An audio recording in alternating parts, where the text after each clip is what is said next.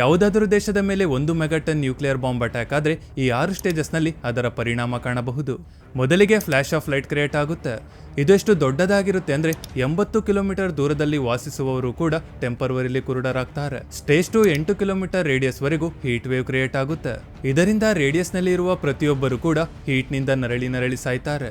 Stage 3 nuclear radiation release ಆಗುತ್ತೆ. Stage 4 ನಲ್ಲಿ ಆಕಾಶದಲ್ಲಿ ದೊಡ್ಡದಾದ ಫೈರ್ ಬಾಲ್ ಕಾಣಿಸುತ್ತೆ.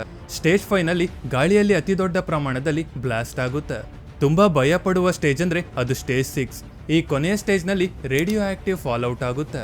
ಈ ಪ್ರಕ್ರಿಯೆ ಆಗೋದಕ್ಕೆ ಕೆಲ ನಿಮಿಷದಿಂದ ಹಿಡಿದು ಕೆಲ ಗಂಟೆಗಳ ಸಮಯ ಹಿಡಿಯುತ್ತೆ. ಅಂದ್ರೆ ಇದರಲ್ಲಿ ರೇಡಿಯೋ ಆಕ್ಟಿವ್ ಪಾರ್ಟಿಕಲ್ಸ್ ಮರಳಿನ ಮಳೆಯಂತೆ ಆಕಾಶದಿಂದ ಬೀಳುತ್ತೆ.